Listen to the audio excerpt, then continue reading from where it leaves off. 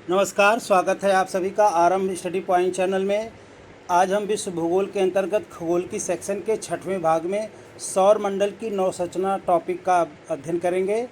दोस्तों, आप अगर यूपीपीसीएस आरओ एआरओ यानी समीक्षा अधिकारी, सहायक समीक्षा अधिकारी, यूपीएसएससी, यूपीएसआई, बीईओ, लेखपाल, रेलवे तथा अन्य प्रांतों के प्रतियोगी परीक्षा में शामिल हो रहे हैं तो यह क्वेश्चन बैंक आपके लिए समान रूप से लाभदायक होगा। दोस्तों, हम विश्वास के साथ कह सकते हैं कि यदि आप सारे वीडियो को क्रम से देखेंगे जैसा कि प्लेलिस्ट में लगा हुआ है तो आपको बुक उठाने की ज़रूरत ही नहीं पड़ेगी और किसी भी एग्ज़ाम में सामान्य अध्ययन के लिए आपको एक अच्छी कामयाबी दिलाएगी। तो दोस्तों, आपसे एक अनुरोध होगा कि आरंभ स्टडी पॉइंट चैनल को सब्सक्राइब करें और शेयर भी ज़रूर करें। तो आज हम अपने इस क्लास में कुछ नए तरीके से क्लास को करने जा रहे हैं, जिसमें हम प्रश्नों की मात्रा तो कम करेंगे लेकिन उनकी व्याख्या जो है ज़्यादा करेंगे। यानी हमारा आज जोर प्रश्नों पर नहीं होगा, उनकी व्याख्या पर होगा। लगभग हम सभी ऑप्शंस की व्याख्या करेंगे। तो शुरुआत करते हैं हम लोग। तो हमारा टॉपिक जैसा कि स्क्रीन पर दिखाई दे रहा है, आरंभ स्टडी पॉइंट, इसमें एस्ट्रोनॉमी का ये 6वां भाग है। तो शुरुआत करते हैं। जो टॉपिक है आपके सामने है। पहला प्रश्न क्या दे रहा है कि हमारे सौर परिवार के संदर्भ में निम्नलिखित में से कौन सा कथन सही है।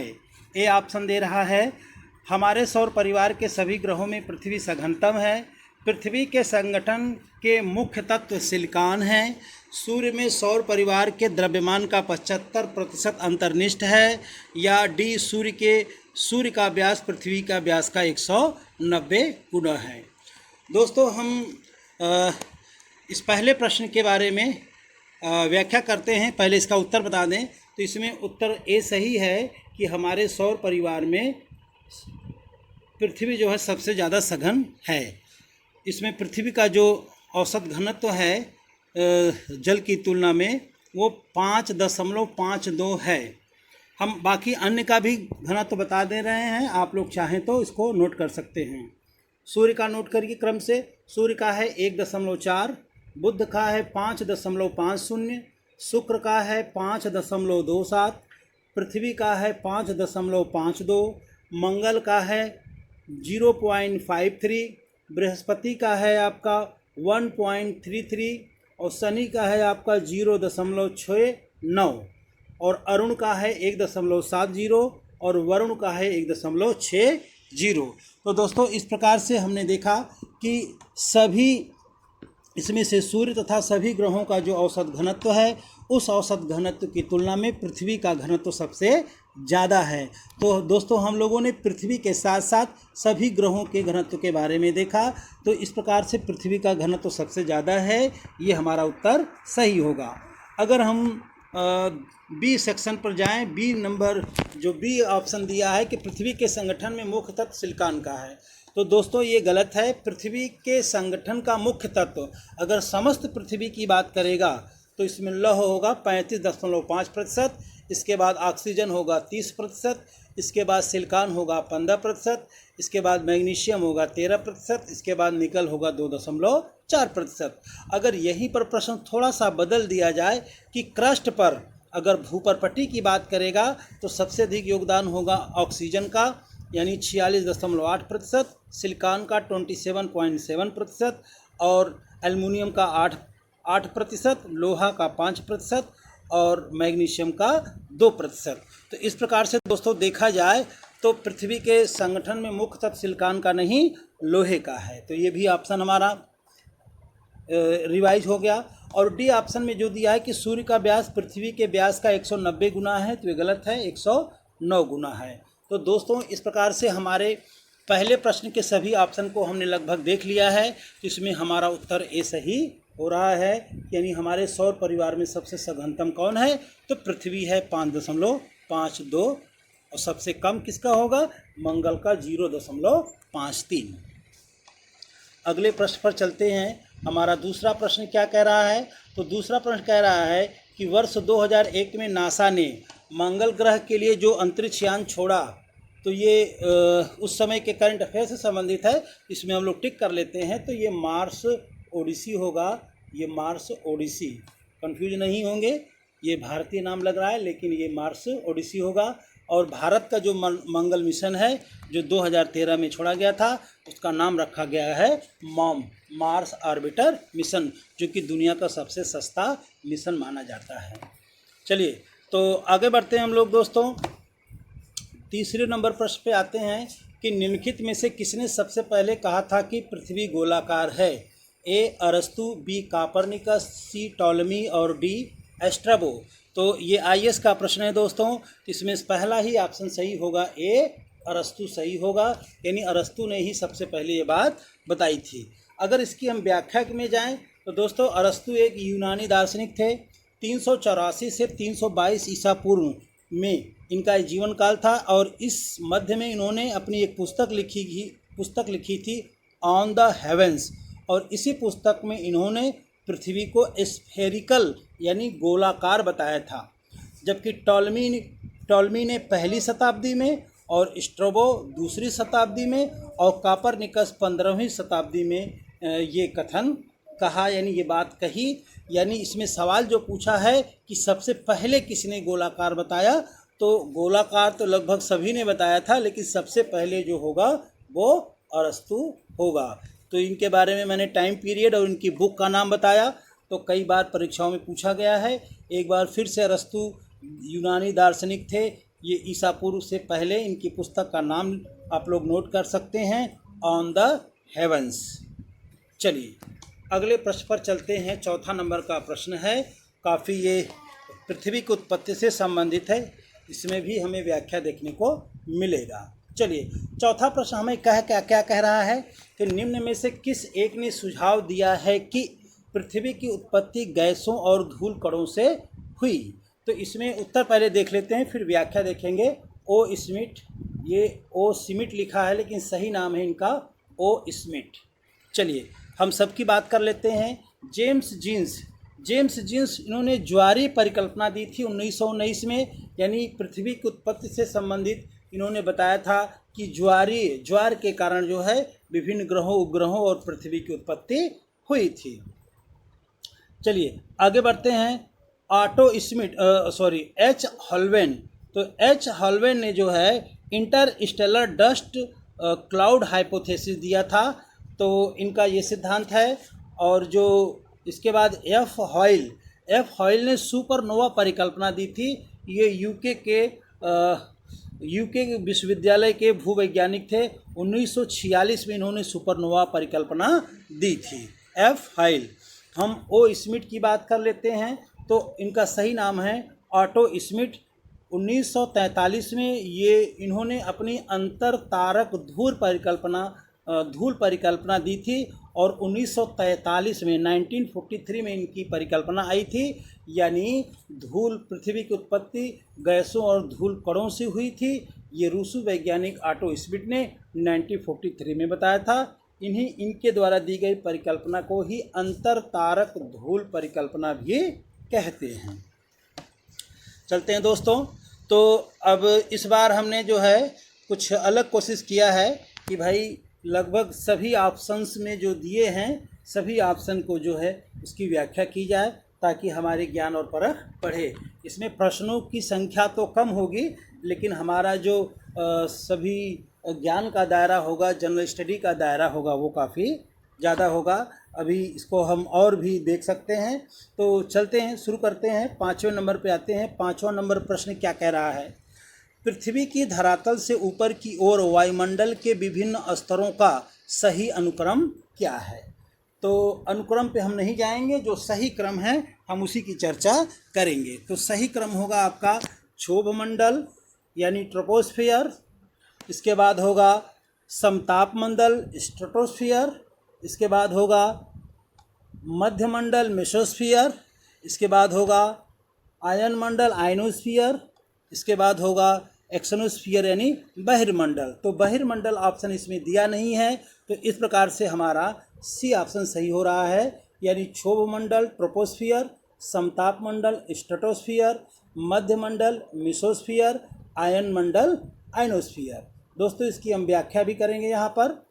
तो अगर इसकी व्याख्या हम करें तो हमारे सामने ये आता है कि जो हमारी सबसे निचली परत है तो लगभग 13 किलोमीटर की ऊंचाई तक, औसतन 13 किलोमीटर की ऊंचाई तक हमारा कौन सा मंडल है, क्षोभ मंडल है। इसके लगभग 50 किलोमीटर ऊंचाई तक हमारा पृथ्वी तल से कौन मंडल होगा, समताप मंडल होगा। और इसी समताप मंडल में 15 से 35 किलोमीटर के मध्य ओजोन लेयर यानी ओजोन परत पाई जाती है। इसे ओजोन मंडल भी कहते हैं, जो कि पृथ्वी से आने वाले अल्ट्रावायलेट रेस से हमारी रक्षा करती है।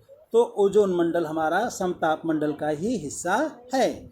अब अगर हम तीसरे मंडल की बात करें तो वो होगा मध्य मंडल, जो कि 80 किलोमीटर ऊंचाई पर स्थित है, यानी 80 किलोमीटर का जो एरिया है वो मध्य मंडल है। इसके बाद होता है हमारा आयन मंडल। तो आयन मंडल की जो ऊंचाई है वो 640 किलोमीटर होगा। और इसके बाद जो है 1000 किलोमीटर के आसपास जो है बहिर्मंडल यानी एक्सोनोस्फीयर पाया जाता है। तो इन मंडलों की हमने चर्चा की, तो दूरी सब लोग नोट कर लेंगे कि कितनी ऊंचाई तक कौन कौन सा मंडल पाया जाता है। इंग्लिश वर्जन भी आजकल परीक्षाओं में पूछा जाता है, मैंने इंग्लिश वर्जन भी बोला है, उसको आप लोग ध्यान से नोट कर लेंगे। अब हम लोग 6वें प्रश्न पर आएंगे। इसमें सूची का मिलान करना है। सूची क्या दिया हुआ है, सूची 1 में दिया है सौर मंडल का दूसरा छोटा ग्रह। तो इसमें सबको पता है कि सौर मंडल का दूसरा छोटा ग्रह क्या है, कौन होगा भाई, मंगल होगा। और दूसरा ऑप्शन दे रहा है कि सौर मंडल का सबसे बड़ा ग्रह, इसको मिलान करते चलते हैं तो सबसे दूसरा छोटा ग्रह इसमें 4 हो जाएगा। सौर मंडल का सबसे बड़ा बृहस्पति होगा, 3 हो जाएगा। सौर मंडल सूर्य दूसरे नंबर का ग्रह शुक्र हो जाएगा और सूर्य का निकटतम ग्रह बुध हो जाएगा। यानी इस तरह से हमारा सुमेलन होगा। तो इसको अगर हम देख लें, मिलान कर लें अपने प्रश्न के हिसाब से, ऑप्शन में चलते हैं तो ऑप्शन हमारा जो है कौन सही होगा, इसमें डी सही हो रहा है। दोस्तों इसकी अगर हम व्याख्या पे जाएं तो इस पे काफ़ी बृहद होगा, लेकिन 2 प्रकार से इसको हमने लिया है। तो प्रश्न पे चलते हैं और प्रश्न के हिसाब से हम लोग इसको देख लेते हैं। तो सूची का मिलान करना है। सूची में क्या दे रहा है, पहले तो सौर मंडल का जो है सूर्य से दूरी का क्रम जान लें हम लोग। दोस्तों सूर्य से अगर दूरी की बात अगर करें तो सबसे निकट बुध होगा 57.9 मिलियन किलोमीटर। फिर शुक्र होगा 108.2 मिलियन किलोमीटर। इसके बाद पृथ्वी होगा 149.6 किलोमीटर, मिलियन किलोमीटर में रहेगा दोस्तों, याद रखिएगा। इसके बाद मंगल है 227.9 मिलियन किलोमीटर। इसके बाद बृहस्पति होगा 778.3 मिलियन किलोमीटर। इसके बाद शनि होगा 1427 मिलियन किलोमीटर। इसके बाद होगा यूरेनस 2871 मिलियन किलोमीटर। इसके बाद नेपच्यून होगा 14,497.1 मिलियन किलोमीटर। तो दोस्तों इस और प्लूटो की अगर बात कर लें, प्लूटो भी देख लेते हैं तो 5,913 मिलियन किलोमीटर। तो प्लूटो भी बौना ग्रह है, लेकिन फिलहाल बाकी सभी ग्रहों की दूरी मैंने सूर्य के हिसाब से बता दिया, इसको मिलियन किलोमीटर में भी बताया, आप लोग इसको नोट कर लेंगे। अगर हम अगले टॉपिक पे इसी के सेगमेंट में चलते हैं कि आकार के हिसाब से देखा जाए तो व्यास हम देखेंगे, व्यास रेडियस के आधार पे हम इनकी आकार को देखते हैं। तो नंबर 1 पर बृहस्पति होगा। बृहस्पति का व्यास कितना होगा तो 1,42,796 किलोमीटर। और शनि का होगा 1,20,660 किलोमीटर। इसके बाद अरुण का होगा 51,118 किलोमीटर। इसके बाद वरुण का होगा 48,600 किलोमीटर। इसके बाद आपका पृथ्वी का है 12,756 किलोमीटर। इसके बाद शुक्र का है 12,014 किलोमीटर, 12,104 किलोमीटर शुक्र का। और मंगल का है 6,787 किलोमीटर। और बुध का है 48,781 किलोमीटर। तो बुध का 4,000 878 किलोमीटर होगा, यानी मंगल का 6787 है और बुध का 4878 किलोमीटर है। तो यानी हम सौर मंडल के आकार में देखा तो क्रम से भी देख लिया और आकार के हिसाब से देख लिया। तो ऐसे प्रश्न भी जो है हमारे परीक्षाओं में पूछे जाते हैं। कभी वो साइज या व्यास पूछ सकता है या उनका पूछ सकता है कि पृथ्वी जो है आकार से किस क्रम का भाग है, तो पृथ्वी आकार के हिसाब से 5वें नंबर पे है। और अगर पूछ ले कि पृथ्वी सूर्य से दूरी के क्रम में कौन है, तो दूरी के क्रम में तीसरा है। अगर विपरीत क्रम में पूछ ले तो विपरीत क्रम में कौन होगा, विपरीत क्रम में कौन होगा भाई? अरे पहले वरुण होगा, फिर अरुण होगा, फिर कौन होगा? शुक्र होगा, शनि होगा, फिर बृहस्पति होगा, मंगल होगा, तब पृथ्वी होगा। तो दोस्तों इस तरह से बढ़ते क्रम में, घटते क्रम में और आकार में, घनत्व में, हर प्रकार से पृथ्वी का क्रम जानना जरूरी है। तो इसलिए हमने इसको एक लंबे तरीके से बृहद रूप में हमने कॉम्प्रिहेंसिव इसका विस्तार लगभग सभी प्रश्नों के माध्यम से कर दिया है। तो अगर दोस्तों इसको क्रम से आप अगर देखेंगे, हल करेंगे, तो ज़रूर आपको जो है कुछ अलग तरीके की तैयारी हो जाएगी और सामान्य अध्ययन में आपका जो पकड़ है काफ़ी मजबूत हो जाएगा। और इसमें जो है आपको अलग से क्वेश्चन बैंक या प्रैक्टिस सेट क्वेश्चन हल करने की ज़रूरत नहीं होगी और टॉपिक्स का भी अध्ययन लगभग करना नहीं पड़ेगा, क्योंकि हम हर प्रश्नों के हर सेगमेंट का हल करते हुए लगभग सभी बिंदु का हम समाहित कर लेंगे। तो 7वें नंबर प्रश्न पर चलते हैं दोस्तों कि मंगल पर जीवन की उपस्थिति के लिए निम्नलिखित में से कौन सी एक अवस्था सबसे सुसंगत है। ये भी आईएएस का प्रश्न है। तो दोस्तों आईएएस के जो पुराने प्रश्न आते थे, आज वो लगभग one day, UPPCS, RO, ARO, BO जैसी प्रतियोगी परीक्षा में भी आ रहे हैं। तो हमें इसे इग्नोर नहीं करना है, तो लेवल को ऊंचा ही बना के रखना है। तो इसमें सवाल जो पूछ रहा है उस पर हम लोग आते हैं।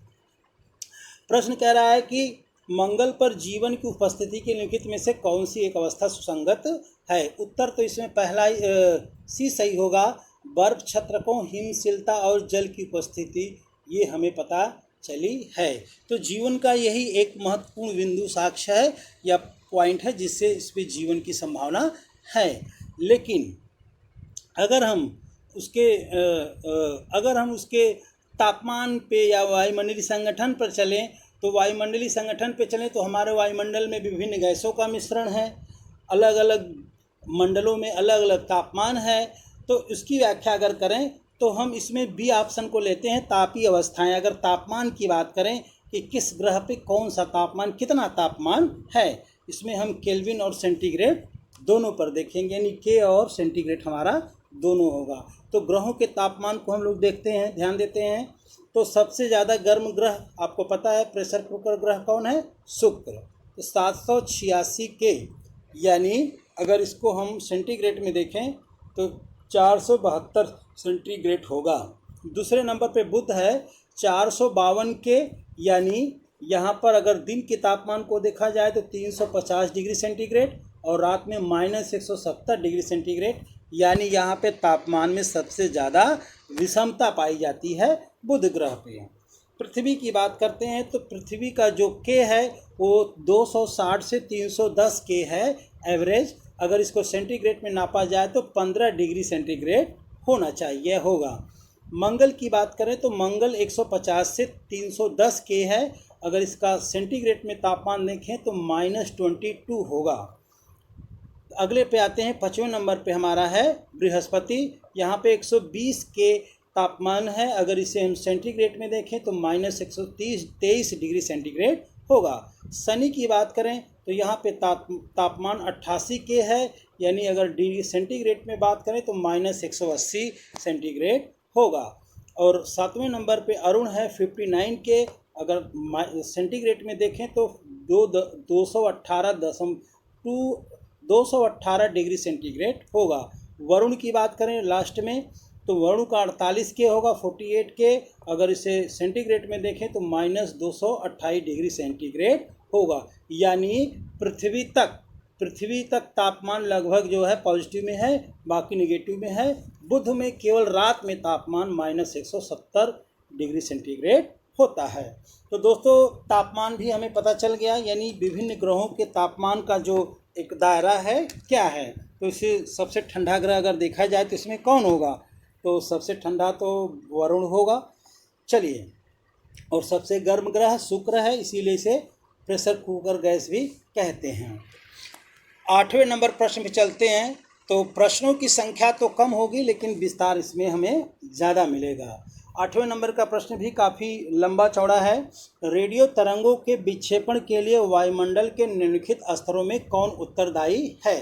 सीधे उत्तर पे आते हैं तो ये होगा आयन मंडल, यानी आयन मंडल से ही रेडियो तरंगों का विक्षेपण होता है। ऐसा क्यों होता है, क्योंकि वहाँ पे आयनों की धन आयन और ऋण आयनों की अधिकता होती है, इसलिए यहाँ से संभव है। अगर इसकी हम व्याख्या करने जाएं तो आयन मंडल के बारे में भी चर्चा किया था, लेकिन अभी बता रहा हूँ कि आयन मंडल की जो ऊंचाई है 80 से 640 किलोमीटर है, और इस मंडल में ऊंचाई के साथ तापमान में वृद्धि होती है। इस भाग में विस्मयकारी चमत्कारी चुंबकीय घटनाएं घटित होती हैं और चमकता हुआ दिखाई देता है। इन्हें ही ब्रह्मांड किरणें या कॉस्मिक रेज भी कहते हैं। इसमें कई किरणें पाई जाती हैं। अगर देखा जाए तो इसमें पहला लेयर है डी लेयर, इसकी ऊंचाई 80 से 96 किलोमीटर है, और इसमें रेडियो तरंगों की जो है इसमें रेडियो की लंबी एवं निम्न आवृत्ति की तरंगें जो है परावर्तित होती हैं। याद रखिएगा दोस्तों, मिलान करने के लिए पूछेगा। ये IAS PCS समीक्षा अधिकारी या CDS NDA वगैरह की परीक्षाओं में सभी लेयर को पूछेगा, और लेयर की ऊंचाई या उसकी क्या खासियत है ये पूछ सकता है। तो अगर हम देखें तो हमारा जो डी लेयर है, तो डी लेयर की ऊंचाई है 80 से 96 किलोमीटर, और इसमें क्या होता है, इसकी महत्वपूर्ण विशेषता क्या है, तो इसमें रेडियो की लंबी एवं निम्न आवृत्ति की तरंगों का परावर्तन होता है, यानी निम्न आवृत्ति वाली फ्रीक्वेंसी पाई जाती है। दूसरा है ई लेयर। ई लेयर में क्या होता है, इसकी ऊंचाई लगभग 94 किलोमीटर से 114 किलोमीटर है। इसमें रेडियो की मध्य तरंगें परावर्तित होती हैं, यानी इसमें मध्यवर्ती तरंगें की परावर्तन पाई जाती है। इस परत में चमक उत्पन्न होती है, उसे उत्तरी ध्रुव में अरोरा बोरियोलिस और दक्षिणी ध्रुव में अरोरा ऑस्ट्रालिस भी कहते हैं। दोस्तों, ये प्रश्न पूछा जा चुका है कि अरोरा बोरियोलिस क्या है या अरोरा ऑस्ट्रालिस, यानी जो ई लेयर में जो चमकती हुई घटनाएं देखी जाती हैं, तो उत्तरी ध्रुव में अरोरा बोरियोलिस और दक्षिणी ध्रुव में अरोरा ऑस्ट्रालिस कहा जाता है। अब हम अगले लेयर पे चलते हैं, एफ लेयर। तो एफ लेयर है 144 से 360 किलोमीटर, और ये उच्च आवृत्ति और लघु रेडियो तरंगें यहाँ से परावर्तित होती हैं। इसके ऊपरी परत को हम एफ्लिटन परत भी कहते हैं। ठीक है दोस्तों, पूछा जा सकता है कि इसमें कौन सी परत एफ्लिटन परत है। एफ लेयर जो है एफ्लिटन है, और जो लास्ट लेयर है वो है जी लेयर। जी लेयर में सभी प्रकार के रेडियो तरंगें परावर्तित होती हैं, यानी बची हुई जो दूरी है वो डी लेयर है, इसमें सभी प्रकार की तरंगें परावर्तित होती हैं। तो इस प्रकार से दोस्तों हमने इसकी बृहद और विशद व्याख्या की।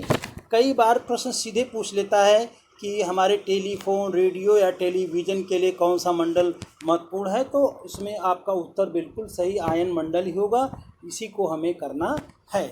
और मंडलों की व्याख्या अगर करें तो क्षोभ मंडल हमारे लिए बहुत ही महत्वपूर्ण है, क्योंकि जो समस्त मौसमी घटनाएं घटती हैं, बादल का बनना, बारिश होना, चक्रवात तूफान या विद्युत का कड़कना, ये समस्त जो है चक्रवात तूफान, ये सब क्षोभ मंडल में घटित होती है। यानी क्षोभ मंडल, इसमें धूल कण और इनकी अधिकता होती है, इस कारण से ये संभावना पाई जाती है। और इस मंडल की ऊंचाई जैसे जैसे 165 मीटर ऊपर जाएंगे 1 डिग्री तापमान कम होगा।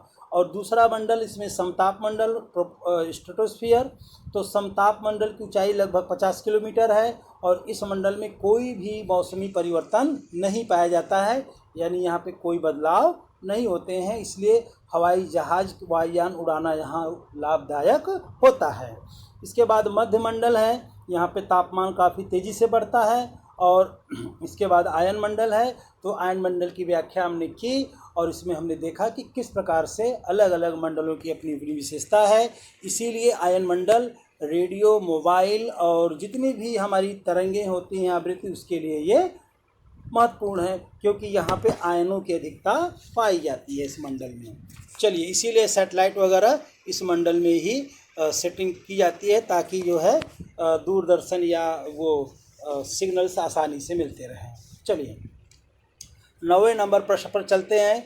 तो दोस्तों, इस तरह से बड़े बड़े क्वेश्चन, छोटे क्वेश्चन का एक विशद व्याख्या हम कर रहे हैं। एक नया और नूतन प्रयोग है। आप लोग कमेंट करके ज़रूर इस पर अपना राय दीजिएगा, ताकि हम क्लास को इसी तरह से कम प्रश्नों को लेकर के ज़्यादा विशद व्याख्या के साथ पढ़ेंगे, तो हमारी पकड़ ज़्यादा मजबूत होगी।